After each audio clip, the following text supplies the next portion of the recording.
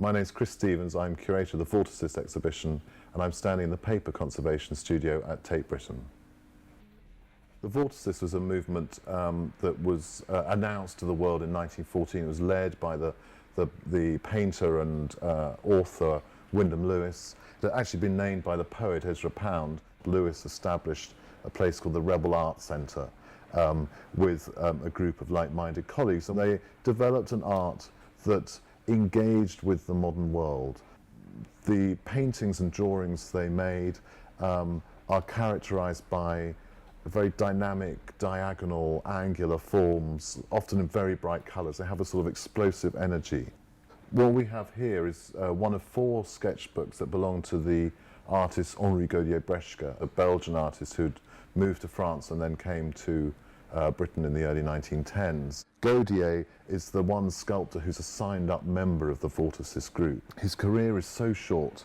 He dies in the trenches of the First World War in 1915, but everything he does is is contained within, 3 or 4 years of work. This drawing clearly relates to the sculpture Red Stone Dancer, which is one of Gaudier's great masterpieces in the Tate collection. And you can see how he uses straight lines and then sort of different weight of shading to describe a sort of planar faceting of the form, which is exactly how the sculpture is. What's exciting about looking at a sketchbook is how this sort of sense of time and progress is so physically evident in it. And you can see here that there's a little stub to show that several pages have been removed from here. Clearly, before this cat was drawn, he had already drawn something else and torn it out. Whether to keep it or to throw it away, we'll never know.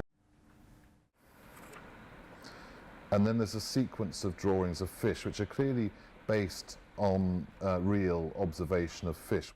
While he's working with this sort of language of abstraction, he's also looking at the real world.